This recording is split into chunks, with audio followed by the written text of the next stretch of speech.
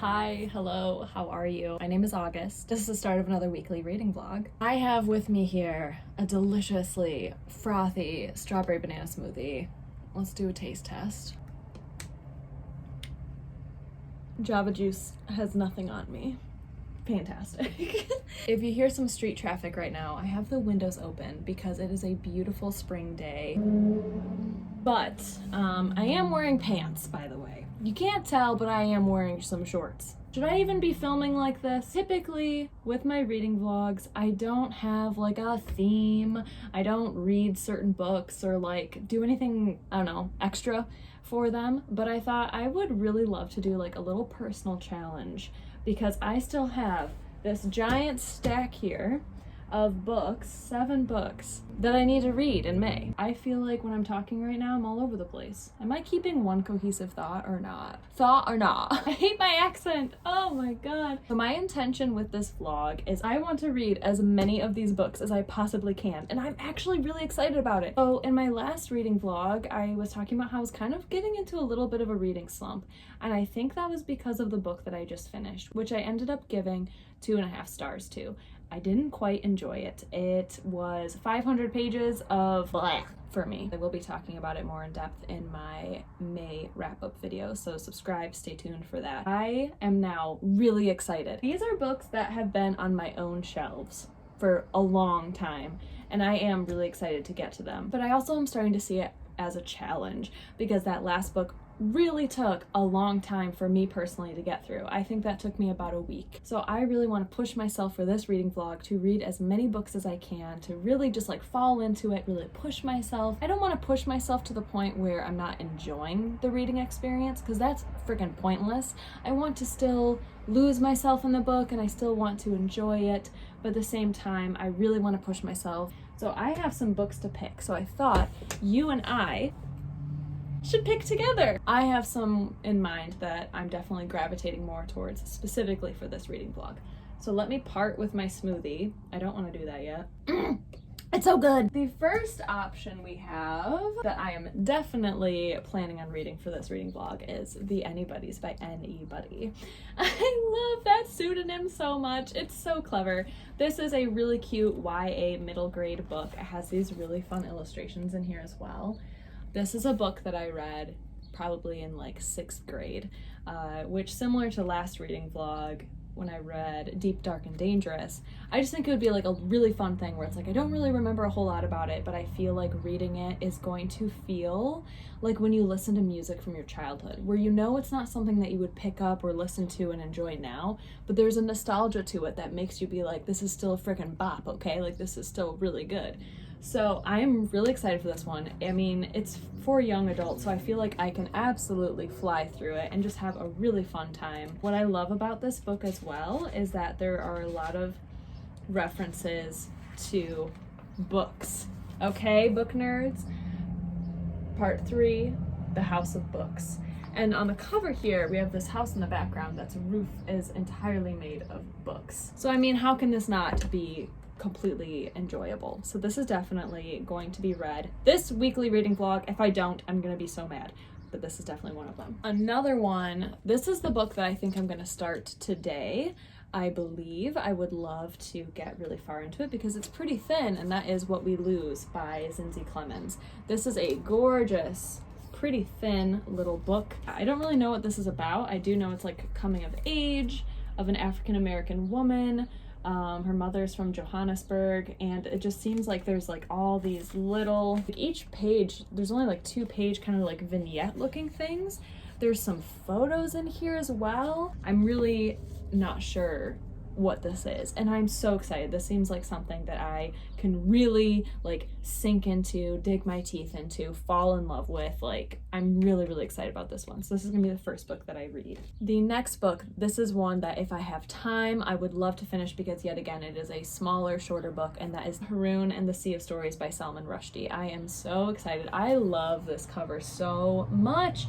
It reminds me of those old school I Spy books, like all the little things on there. Like there's like this beautiful little butterfly and all these little like fish. This is another kind of like YA middle grade-esque, but the way that my partner described it, this is his book and it's one that I've been wanting to read. He says it's like filled with like a lot of like kind of magical realism kind of stuff, and it could probably be read by younger readers, but it's something that has more like adult themes in terms of things that we can connect with, not necessarily like graphic things. I don't know anything about it other than it seems incredibly whimsical and magical, and I've never read a Salman Rushdie book before, so I'm really, really thoroughly geeked out to read this too. So I'm hoping I have enough time. So this is my challenge for this weekly reading vlog, is to read all 3 of these. I mean, combined, this is probably still shorter than the book that I just finished. So I think that this is definitely doable. I hope, I hope that I enjoy the writing style, because even if it's a short book, if I don't connect with the writing style, it's going to take me forever to get through, you know? So I am just thoroughly excited, thoroughly pumped, really eager to read these. Oh, I'm so excited. I would love to hear if any of you have read these in particular and what your thoughts were. And I'm so excited to get into them and tell you all about them. I'm kind of feeling like I want to start reading right now, and I might, because it's going to start raining soon, and it's a Saturday. I have no plans. A rainy Saturday, an excuse to stay in and read all day. Yes! Oh, I'm so excited.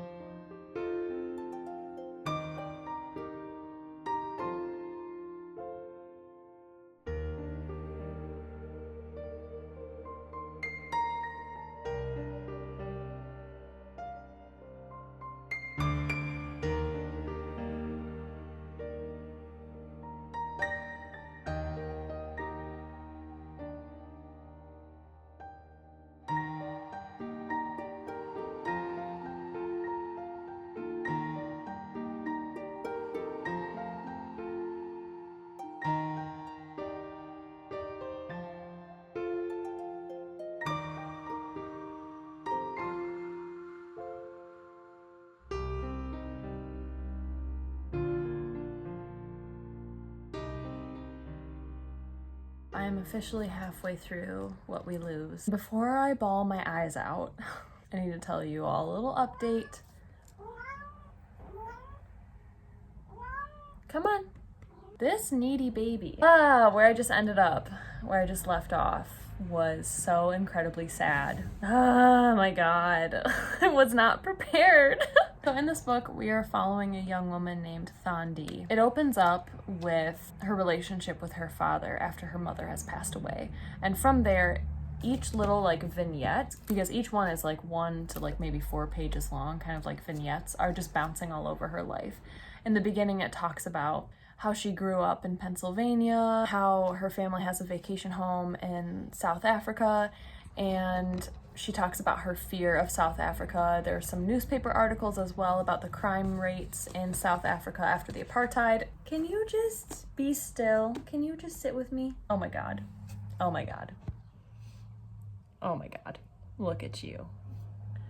He is being such a ham, and I love it when you're being a ham. You're so sweet. And then it bounces to like her childhood best friends, going to university, the different lovers that she's had. Talks very openly about sex. It's just really beautifully written. I am loving the vignette structure of this book.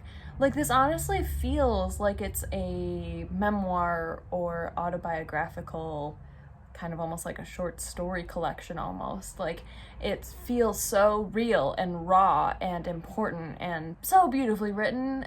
Oh my god, this is so freaking good, and it's so heartbreaking.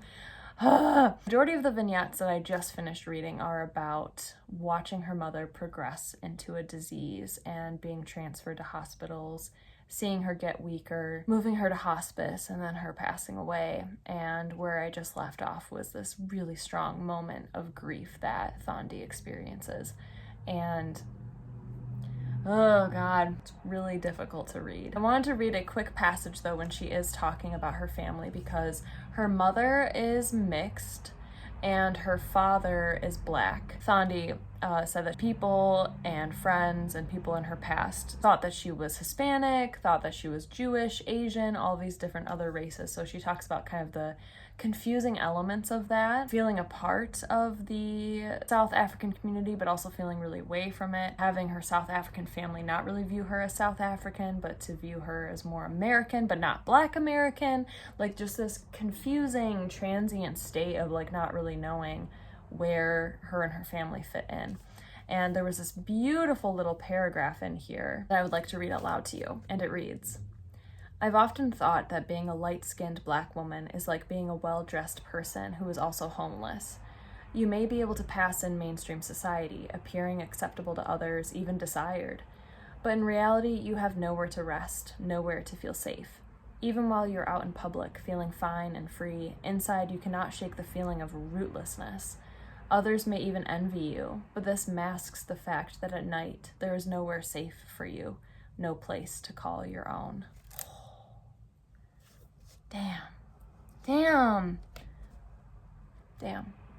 This book just has so many amazing, poignant things to say about growing up, about culture, race, intimacy, relationships, family, sex, grief, loss, tragedy.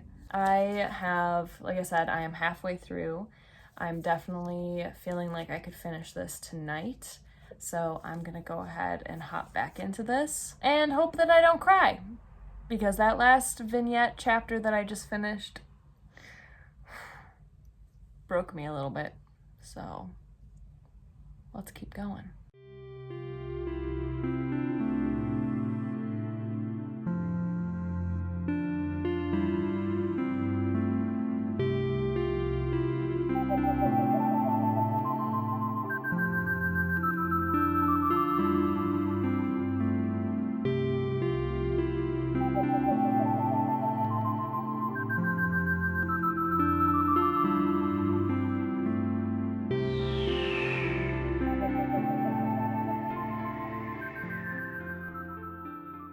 I did it. I finished reading What We Lose in practically one sitting, and it is now raining outside. It's been like lightly drizzling, but I don't know if you can hear it in the background, the light tap taps. It's so nice. So I finished reading this and I am giving it 4 stars.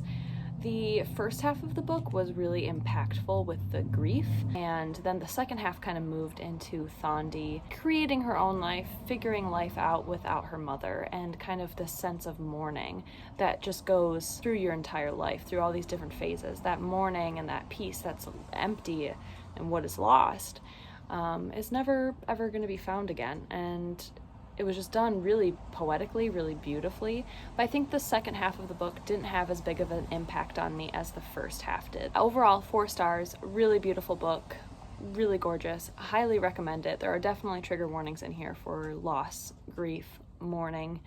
There are also some scenes of sexual assault as well, though brief. Do want to mention that as well, but pretty short book.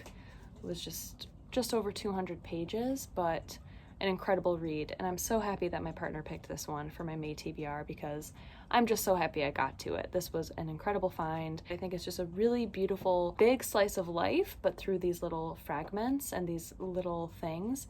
although we never get to know Thandi through like very personal thoughts, or I don't know, things that kind of like make a person, like what she does for work or what she does day to day, we never see that, we never get to know it, but we know her through her emotions, through the moments that trigger her to isolate herself in the bathroom and just cry and cry and cry.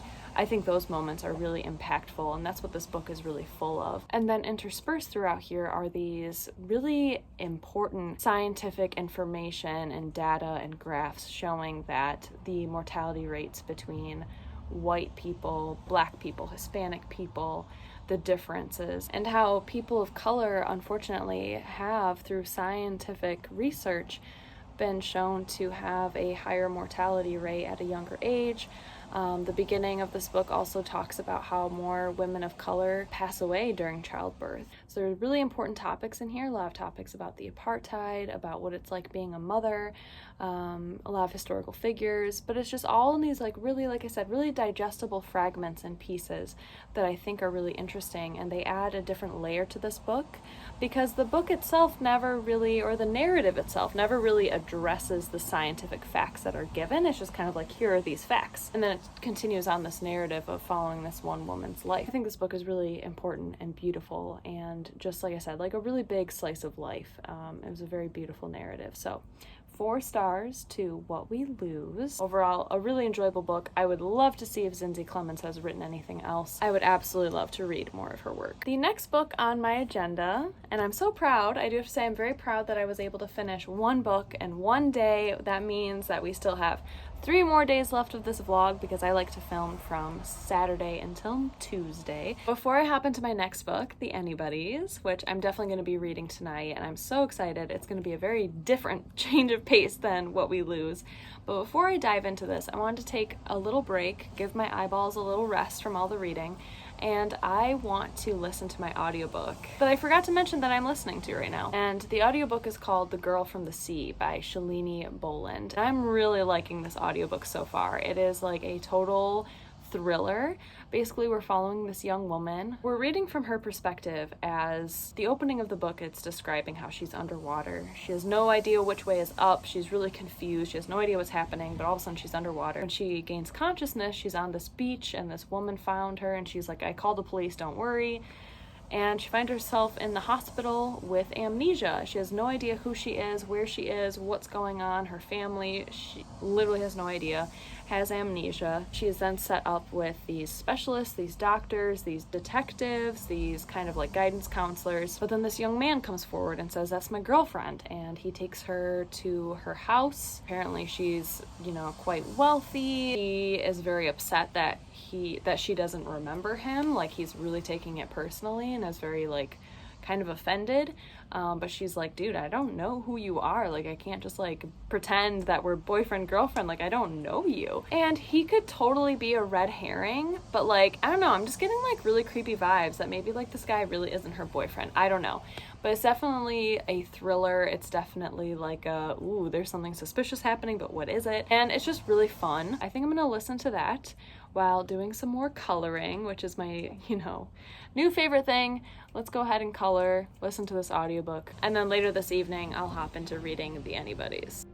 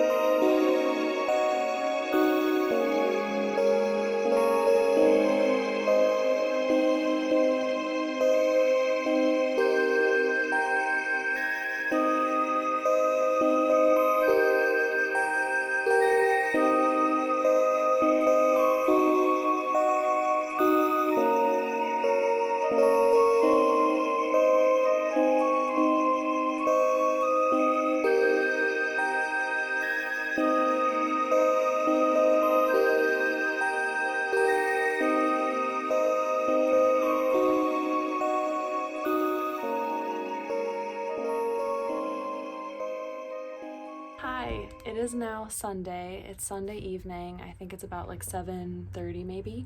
And it has been such a wonderful day. My cats are jumping onto where I have my little setup here. So if it's shaking, they're the culprits. But oh my gosh, it has been a lovely, lovely day so far. It honestly feels like it should be like 10 o'clock at night. I feel like I've lived 2 days today. But I started my day really early with a photo session. It was so beautiful, and it was like really foggy and misty this morning, so it was just a really magical morning photo session. So I had that pretty early in the morning. When I came home, my partner surprisingly had the day off, so he ordered us breakfast, and then we watched a really crappy horror movie. But it was still a fun experience, even though the movie was terrible. After that, I then went to my parents' house and we went for a little bike ride in this smaller town a little further out from us. We did a little bike ride. We ended up in total only riding for like close to 6 miles. The bike ride was really chill, just like going through neighborhoods and stuff. And in those like 5 miles that we rode, I encountered four little free libraries. And you all know how I feel about little free libraries. I feel like I have such good luck with little free libraries. Like every time I see one, I have to stop, even though this is a pile of books that I found from my last little free library haul. I don't even have room for it on my shelves anymore. It's a problem. But I found some amazing things that I was not anticipating finding at all. I wish I could read some of these books like right now, but I'm committed to my May TBR. I'm committed to finishing it, so I can't prioritize these yet. After the bike ride, my mom and I clipped some of the lilac from her like bushes that are growing right now, and they're so beautiful. Like look at David. He is flourishing right now. Let's give a little, oh my gosh. He's looking a little quirky with his little sprigs, and I like that. Let's chat about what I'm currently reading because, my God, they're so good. They're so good. So I am now currently on page 71 of the Anybodies, and I'm at the start of part 2, chapter 2, which is called The Bad Hypnotist. This is so much fun. This is so much fun. Oh my gosh, I can't believe how much fun I'm having reading this. And I honestly forgot how much this author really puts their personality into the book, or like their kind of like alter ego, because they're so incredibly engaging and they talk directly to us as readers, which I think is just like so heartwarming, especially in a YA like middle grade book. There is one part that I would love to read out loud to you all because it's so accurate. But basically at the beginning, Fern, our main protagonist, she feels like she never really belonged in her family. Her parents are incredibly dull. They work for a company called Beige and Beige. For fun, they collect magnets, but not like the cute ones, just the ones that like advertise auto businesses or insurance firms. You know what I'm talking about? Just the flat.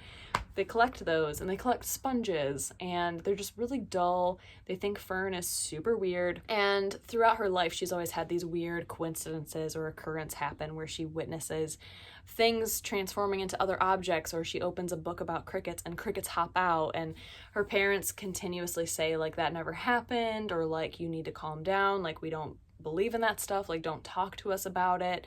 And it freaks them out. So Fern always just felt like she never really belonged with her family. And then one day she finds out that she was actually swapped at birth with this other kid.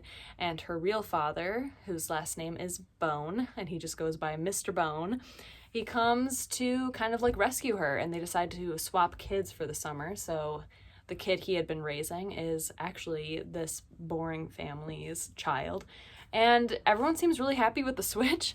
And so when she's swapped, she's in the car with the Bone and this other guy. And I don't want to share too much about the plot or like spoil anything for you all. So I do want to just read this a little bit. So just so you know, for context, she is in the car with 2 men, and there's an illustration that accompanies that as well.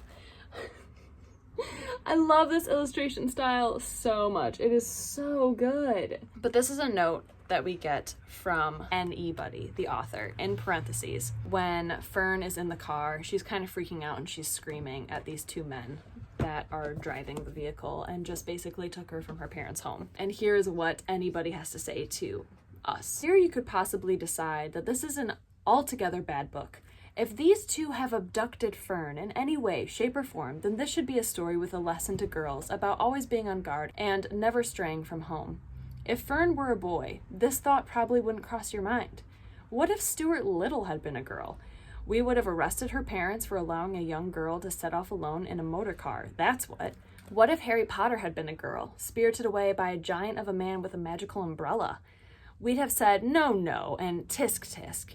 You may think that girls are better suited to stay in little houses on prairies and within the confines of secret gardens, or at least working within a buddy system. Wendy couldn't have gone off with Peter alone, you know.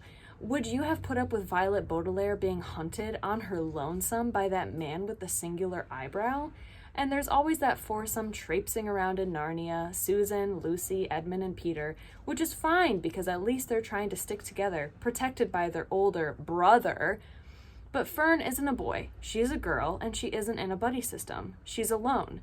Yes, she's in a car with two men. I'm gonna omit one thing because I don't want to spoil anything. But you'll just have to see it through, and please don't go rooting for a moral about girls being good or punished for adventure, like Little Red Riding Hood or Goldilocks. You won't find it here, not on my watch. You go, anybody, you go! I love that. They just brought up like so many classic children's literary characters and like just knocked it upside the head. And like, I love what anybody said. Anybody. I can't say that name seriously. I love what this author says about, you know, if girls go alone on an adventure, there is a moral to it and they get reprimanded in like a horrible way, like Red Riding Hood and Goldilocks and all of this stuff. Like, it's just so interesting. And I feel like that is a topic that could easily be dissected. And I'm sure it has been. I just love that this is intentionally included in a children's YA middle grade book. Yes. Yes, I love that. Kudos. This is a great book. It's definitely standing the test of time for me. It's so much fun. I'm so excited to like just read this evening and read as much as I can tonight and tomorrow of this book. And my audiobook is so good right now. I have to tell you, if you're looking for an eerie beach read where it talks about like summertime, being by the water, a little bit of like kind of romance, but like kind of like just creepy thriller, weird things are happening, red herrings everywhere, an unsettling feeling, I highly recommend The Girl from the Sea by Shalini Boland. This audiobook is so much fun. I'm having such a great time with it. I think I actually just crossed the 50% mark of this audiobook, so I'm hoping I can finish it soon. But basically, our main character, Mia, is just having a hard time. Like, her relationships are confusing her. She doesn't feel any connection with her family or this boyfriend that came and picked her up. Like, she doesn't remember them, and she's having a really hard time almost like setting boundaries and being like, I know literally nothing of my past. I don't know about my relationship with you all, and if it was really good or if it was really bad in the past. But like now she knows like she can just kind of start fresh almost, and wishing she could start fresh because she just doesn't feel any connection to these people.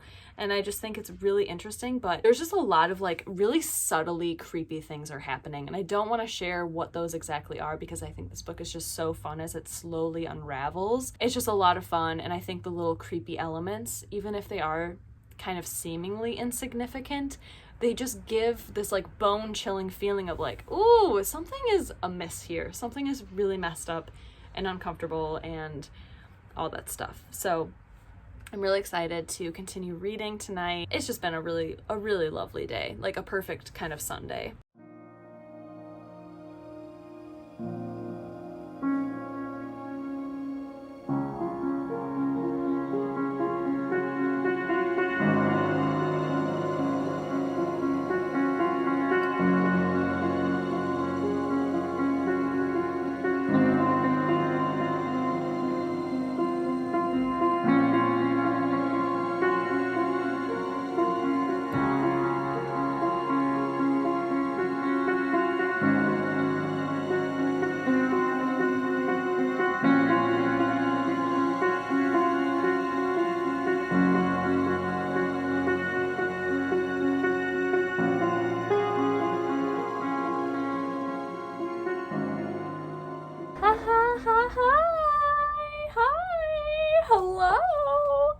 I got new tattoos.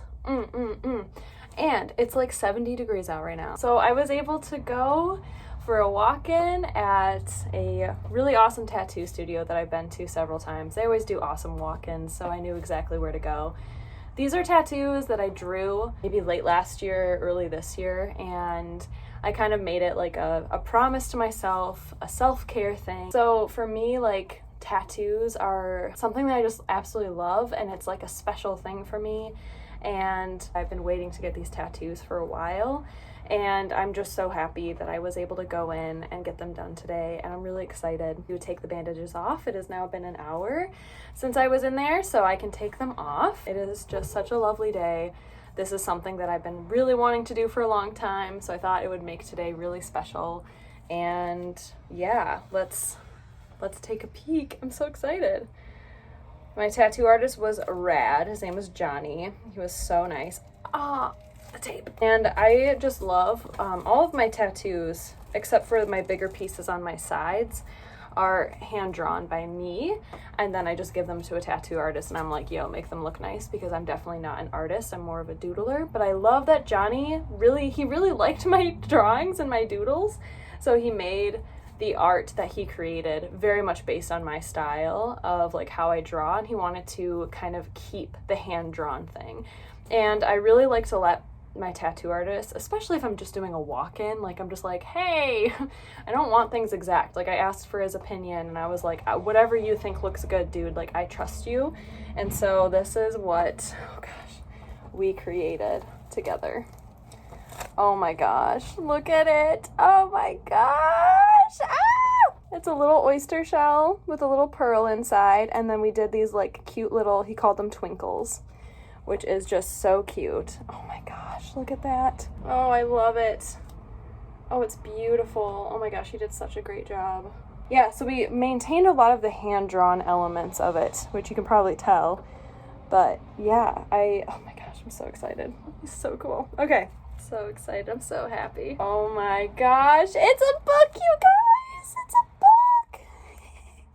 And we did the twinkles again. So there they are, looking cute. Oh my gosh.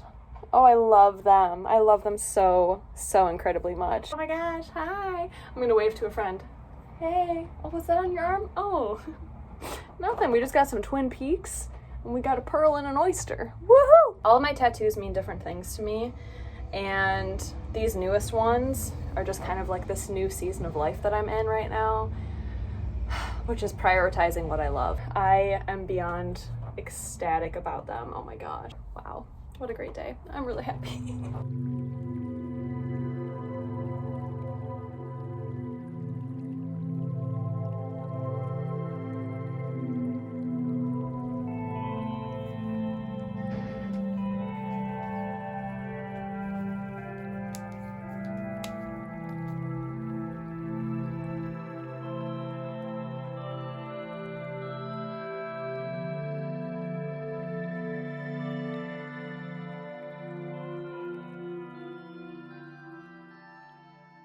Good morning, friends. I have my iced coffee here. It is time for me to chat about some books because I've made so much progress. Also, I should preface that I did just wake up pretty recently and my hair, I just haven't even done anything with it. I haven't even tried to comb through it. So last night I finished reading the Anybodies, and after I finished reading it, I like clutched it to my heart for so long because wow, this book is so incredibly underrated. It makes me it actually makes my blood boil a little bit at how underrated this book is, because this should be considered classic children's literature. I think that the lessons in here, the morals, the feminist attitude, I think that this should make Harry Potter and the Series of Unfortunate Events and all of these other kind of YA stories run for their money. This should have done that. And this came out 2004 or something, and hardly anyone's read it. And it makes me so mad because this deserves the same if not more, praise for being such a fantastic piece of children's literature. The topics it covered and actually talked about in regards to Fern being a female protagonist going on these adventures with adult men, and how like nobody really bats an eye at that when it's a young boy, but when it's a girl, our minds immediately go to really dark places, and like how that actually has such a bad effect on us and how it affects us as readers. I love that the narrator actually talks directly with us. They're really funny and quirky and witty, and it just adds this like extra special feeling that the book was like made just for us, like those who are reading it. Like it just feels like they're talking directly to you. It's so engaging, it's so wonderful. Fern is amazing. The magic though, the magic in this book cannot even come close to the magic in anything else. If you like cottagecore, if you like magical realism, if you want to live in a house that is literally all made out of books, like the floor is books, the ceiling is books, the bookshelves are made out of books, a house just filled with books, and inside this house, this adorable old lady is like giving you tests and rhymes and riddles. And if you want to see superpowers where you open up a book and you shake things out of it and they come to life, and if you want magic where you can stick your hands into paintings, read this book then. Yes, it's YA, yes, it's middle grade, yes, it's children's literature, but I promise you will not be freaking disappointed, because this is a magic system that I feel like we all dreamed of having when we were children, right? Oh my god, why? I'm so happy that I got to read this again, but I'm so like mad that this isn't considered classic and this didn't blow the frick up. Like, this is in competing with frickin' Matilda to me, okay? This is in competing with, like, every other piece of children's YA literature I've ever read. This blows every single one of them out of the frickin' water for me, okay? This does things for me. You got a female heroine, you got amazing magical realism, you have amazing relationships with all the other characters, they're so sweet! And the importance of family and connection and found family. Don't we all want that in a book? This is it, my friends. This is it. This is the book. This is the book that I think every child should read. This is a book that I think any adult who likes like cottagecore, cozy, magical realism, but like beautiful found families and a lot of adventure and really quirky narrators, this is for you. This is for you. You. Read it. Okay? 5 stars. There we go. Last night, once I finished reading that, I still was like, I have some energy left in me. Let's go ahead and start Harun and the Sea of Stories by Salman Rushdie. I started reading it. Boy, do I love the writing style and like the feeling of this book, but that is also like children's YA, and it had almost the same lyrical cadence as the Anybodies, which I love. I love that cadence, but since I literally just finished like an almost 300-page book with that same lyrical cadence, I was like, I need to pause here. I need to like step away from that and like pick up something different, something else. So that way I could go into Harun and the Sea of Stories like fresh, like just wanting that delicious, it's like candy to me, that kind of like lyrical cadence writing. So I decided to put that away for now, return to it when I give myself a few more books in between after reading the Anybodies. So last night I picked up A Journey North by Adrian Hall. And on the front it reads, one woman's story of hiking the Appalachian Trail. So Adrian was dating this guy named Craig, and this is in 1996, I believe, and this book was written in 2000, and he was like, hey, we're in our early 20s, I'm never gonna get this opportunity again, I really want to hike the Appalachian Trail. And she was like, yeah, sure, that sounds great. And then he was like, yo, it's like 6 months. So basically I just got to the point where like they're starting to pack. And I really am enjoying Adrian's writing style. It's very quick, it's to the point, it's super easy to read, it's very accessible, even if you know nothing about hiking, but if it's just something that interests you to be out in wilderness for that long and to see how people actually survive and how do people actually plan for this and do this, this is a lot of fun. I am not a hiker, first and foremost. I know that like Wild by Cheryl Strayed is a really popular book. I have not yet read it, So I'm really happy to find like this kind of like super indie book about a woman hiking. I think that's really cool and really rad.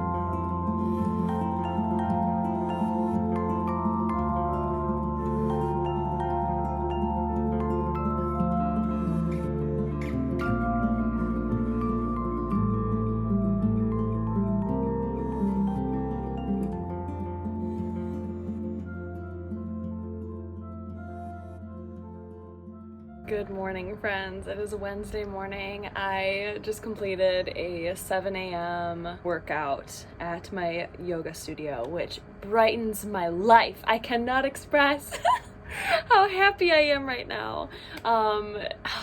This is a studio that I went to like religiously before COVID and stuff. I went to their Monday, Wednesday, and Friday 6 a.m. classes.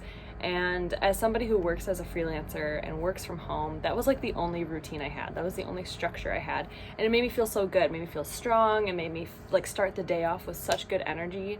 And then throughout COVID, because it was closed, so I never went, and I just took my first class again. Umi's being really needy this morning, aren't you? Yes. Last night, I was able to finish reading The Girl from the Sea by Shalini Boland. This took a turn. This took a turn that I was not anticipating. Like, there was just such a big plot twist, and I was like, oh my god, no way! I really enjoyed this book. I really did. It was really fun, and I really enjoyed listening to it. If you see a bunch of weird stuff happening, my diffuser's going off right now. Vapors are like coming in front of my camera. So I would love to see what else Shalini Boland has written. It wasn't flowery language, it wasn't poetic, it wasn't beautiful, it was just a great story. And I really liked that. It had a really strong narrative, it had really strong characters, and kudos. I really enjoyed that. So I am on to chapter 2 of A Journey North. I am enjoying this a lot. I didn't get to read much last night. The part that I did read was so interesting because our author, Adrian, was talking about the creation of the Appalachian Trail. People at that time, this was the early 1900s, were starting to get really freaked out and crabby and overwhelmed and filled with anxiety about the Industrial Revolution and living in cities and stuff. Like, they realized, like, oh, we don't really like this anymore. So he wanted to create this giant long trail that stems from Georgia to Maine to just allow people to escape and go out into the wilderness. And she also talks about how frustrating that is because Europeans, white people, we tried so hard to get rid of Native Americans and Native American culture. And she talks for a few pages about the culture of Native American heritage and traditions, and, you know, each plant and tree and rock and mountain has its own energy that we should be grateful for. They all have resources. They all bring something to our earth, and we should be connecting to it more. And it just, it makes me so mad. And Adrienne was talking about how mad it made her that, like, when the US started to become colonized and when people were like, no, I want to take over this land, they just did not understand, and they did not like the Native American culture and traditions of like really paying attention to the earth and loving it and being grateful for its resources. Instead, we just colonized it, tried to force Christianity, tried to make them assimilate to our culture. And it's just so infuriating, so frustrating. It makes me so mad because then once our cities have become built, then people were like, well, I don't like this, let's go to nature. And it's like, we should have just done that in the first place. So I really, really loved Adrienne's take on this. She gives a lot of information and background and history, but it's so accessible. It's not like, oh, here's some dry information for pages. It's like, here it is, and then she includes her own thoughts about it. So overall, I'm just really enjoying this book. I think it's talking about some really important things while also still making it a really enjoyable like memoir about this actual hike itself. I'm excited to read more of it. I just didn't get super far into it, but I did end up finishing 3 books in 4 days. I am definitely giving myself a big old pat on the back. That was awesome. Such amazing books. We started it with What We Lose, and we read the Anybodies, and then we finished it with The Girl from the Sea. They were just fantastic books, and I'm just so happy. It's been a really, really wonderful weekend, and thank you all so incredibly much for being here. I appreciate you so much. I hope you're doing really, really well. Thanks for being here. I am so excited to see you all again very soon in my next video. Stay cozy, my friends. Bye!